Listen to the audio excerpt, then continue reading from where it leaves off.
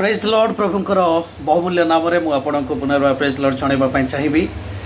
प्रभुंकर महिमा हो, प्रभुंकर गौरव हो।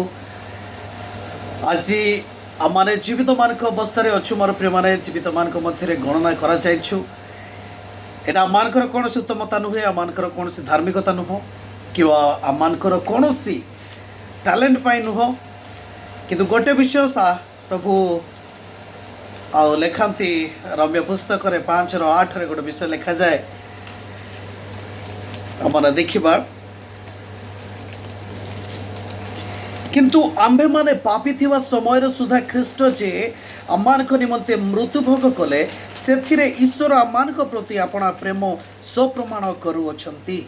मोर प्रिय माने बाइबल लिखा जाए से आमान को प्रेम कले एपरी समय प्रेम कले जो समय आम पाप करूँ, आमने पापी थिलु, आमने घृण्य थिलु, आमार को पाखरे कौन पुण्यता नथिला, आमार को पाखरे कौन धार्मिकता नथिला, आमार को पाखरे कौन स्वच्छता नथिला, आमार को पाखरे कौन उत्तमता नथिला। सेई समय सुधा लेखा जाए प्रभु जीशु ख्रीष्ट आमान को पाई जो मृत्यु भोग करिसंती तहिरे ईश्वर जे आमान को प्रेम करती यह से स्वप्रमाण करुछंती।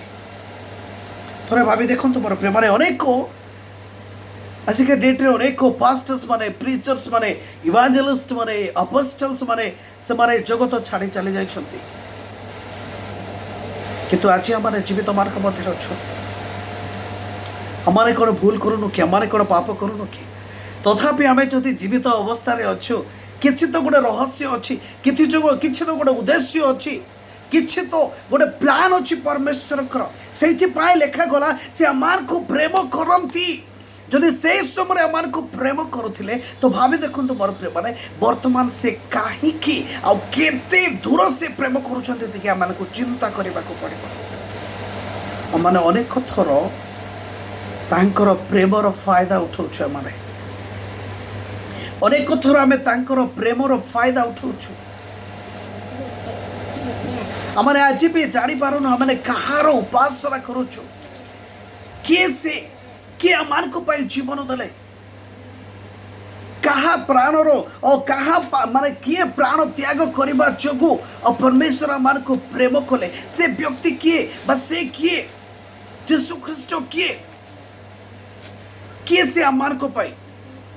अनेक थर आम कहूँ यीशु ख्रीष्ट होउछन्ति मोर रक्षाकर्ता, यीशु ख्रीष्ट होउछन्ति मोर उद्धारकर्ता, यीशु ख्रीष्ट होउछन्ति मोर परमेश्वर, यीशु ख्रीष्ट होउछन्ति मोर उत्तम मेषपालक, यीशु ख्रीष्ट होउछन्ति मोर परित्राणकर्ता।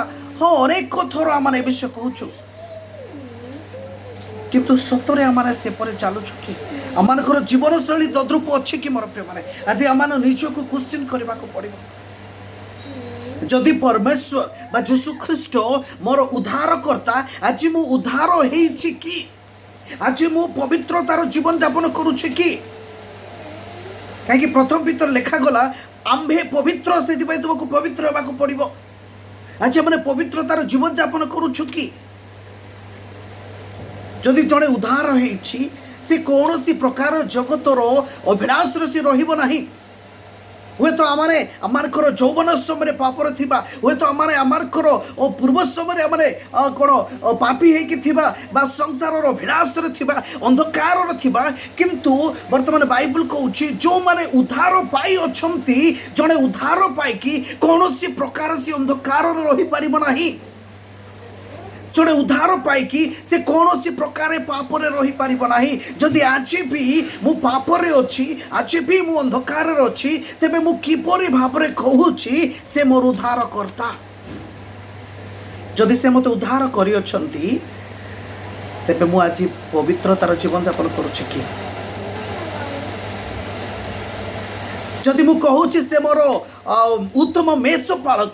कारण जोहान पुस्तक लेखा गला जोहान 10:27 मोहर मेष माने मोर स्वर को सुनती, वॉइस को सुनती। आज सतरे आम तांकर वॉइस को शुणुछु कि आज जो आम सेवार अच्छु, आज आम प्रीचिंग करुछु, आज वर्शिप करुछु, आम अनेक प्रभु नाम अनेक विषय करुछु, आम तांकर स्वर को शुणुछु कि ତାଙ୍କର ସ୍ୱର ଶୁଣିକି ଆମେ କରୁଛୁ କି? ଆଜି ମୋ ନିଜକୁ ଆଉ ଆପଣମାନଙ୍କୁ ଗୋଟେ କ୍ୱେଶ୍ଚିନ୍, ଆଜି ମୁଁ ଈଶ୍ୱରଙ୍କର ସ୍ୱର ଶୁଣୁଛି କି? କାହିଁ ଯଦି ସେ ମୋର ଉତ୍ତମ ମେଷ ପାଳକ, ତେବେ ମୁଁ ଗୋଟେ ଉତ୍ତମ ମେଷ। ଆଉ ମେଷ ମାନେ ଲେଖାଗଲା, ମେଷ ମାନେ ମୋହର ସ୍ୱରକୁ ଶୁଣନ୍ତି। ମୁଁ ଆଜି ତାଙ୍କର ସ୍ୱର ଶୁଣୁଛି କି? ଏ ମୋ ଜୀବନକୁ ପଚାରିବାର ଅଛି ମୋର ପ୍ରେମ। ତିତୋସ ପୁସ୍ତକ ଦେଖିବା ଯଦି ତିତୋସ 1:16 ଗୋଟେ ବିଷୟ ଲେଖାଯାଇଛି, ସେମାନେ ଈଶ୍ୱରଙ୍କୁ ଜାଣନ୍ତି ବୋଲି ସ୍ୱୀକାର କରନ୍ତି, କିନ୍ତୁ ସେମାନଙ୍କର କର୍ମ ଦ୍ୱାରା ତାହାଙ୍କୁ ଅସ୍ୱୀକାର କରନ୍ତି। ସେମାନେ ଘୃଣ୍ୟ ଓ ଅବାଧ୍ୟ, ପୁଣି ସମସ୍ତ ସତ୍କର୍ମର ଅଯୋଗ୍ୟ ବୋଲି ଲେଖାଯାଇଛି। ଗୋଟେ ଭୟାନକ ବିଷୟ ଲେଖାଯାଇଛି ଏଠି, ଗୋଟେ ଦୁଃଖଦର ବିଷୟ ଲେଖାଯାଇଛି। ସେମାନେ ଈଶ୍ୱରକୁ ଜାଣନ୍ତି ବୋଲି ସ୍ୱୀକାର କରନ୍ତି, କିନ୍ତୁ ସେମାନଙ୍କର କର୍ମ ଦ୍ୱାରା ତାଙ୍କୁ ଅସ୍ୱୀକାର କରନ୍ତି। କୌଣସି କର୍ମ,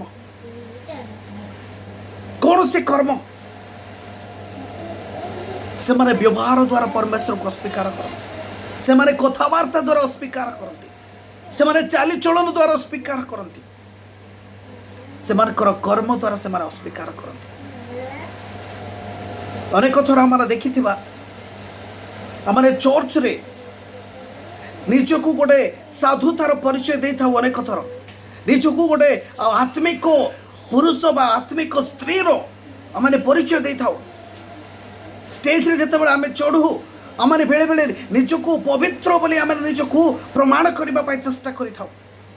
କିନ୍ତୁ ସତରେ ଆମମାନଙ୍କର ବ୍ୟକ୍ତିଗତ ଜୀବନ ଆଜି ସେହିପରି ଅଛି କି? ଯଦି ମୁଁ ମଣ୍ଡଳୀରେ ଆତ୍ମିକ ପୁରୁଷର ପ୍ରମାଣ ଦେଉଛି, ଚେଷ୍ଟା କରୁଛି, ତେବେ ମୋର ବ୍ୟକ୍ତିଗତ ଜୀବନ, ମୋର ପାରିବାରିକ ଜୀବନ ତଦ୍ରୂପ ଅଛି କି? ମାନଙ୍କ ଜୀବନକୁ କ୍ୱେଶ୍ଚିନ୍ କରିବାକୁ ପଡ଼ିବ। ଏଇଟା କାରଣ ବାଇବଲ କହୁଛି ମୋର ପ୍ରେମାନେ, ଈଶ୍ୱରଙ୍କର ହସ୍ତରେ ପଡ଼ିବା ବା ଜୀବିତ ଈଶ୍ୱରଙ୍କର ହସ୍ତରେ ପଡ଼ିବା ଭୟଙ୍କର ବିଷୟ। ଆମେ କେବେ ବି ମଜାକରେ ନେଇପାରିବା ନାହିଁ। ଇମୋସନ୍ ସହିତ ଆମେ ବଞ୍ଚିପାରିବା ନାହିଁ। ଭାବନାର ସହିତ ଆମେ ସେବା କରିପାରିବା ନାହିଁ। ସତରେ ମୁଁ ଉଦ୍ଧାର ପାଇଛି, ମୁଁ ଆଜି ପବିତ୍ରତାର ଜୀବନଯାପନ କରୁଛି କି? ଆଜି ମୁଁ ପବିତ୍ର ଅଛି କି? ମୋ ପରିବାର ପବିତ୍ର ଅଛନ୍ତି କି? ମୋର ମଣ୍ଡଳୀ ପବିତ୍ର ଅଛି କି? ମୋର ସମାଜ ପବିତ୍ର ଅଛି କି? ମୋତେ କ୍ୱେଶ୍ଚିନ୍ କରିବାକୁ ପଡ଼ିବ। ଆଜି ମୋର କର୍ମ ଈଶ୍ୱରକୁ ରିଫ୍ଲେକ୍ଟ କରୁଛି କି? ଆଜି ମୋର କଥାବାର୍ତ୍ତା ଯୀଶୁକୁ ରିଫ୍ଲେକ୍ଟ କରୁଛି କି? ମୋର ବ୍ୟବହାର ଯୀଶୁକୁ ରିଫ୍ଲେକ୍ଟ କରୁଛି କି? ମୋର କାର୍ଯ୍ୟକଳାପ ଯୀଶୁକୁ ରିଫ୍ଲେକ୍ଟ କରୁଛି କି? ଏ ବିଷୟ ମୋତେ ପଚାରିବାକୁ ପଡ଼ିବ ନିଜକୁ।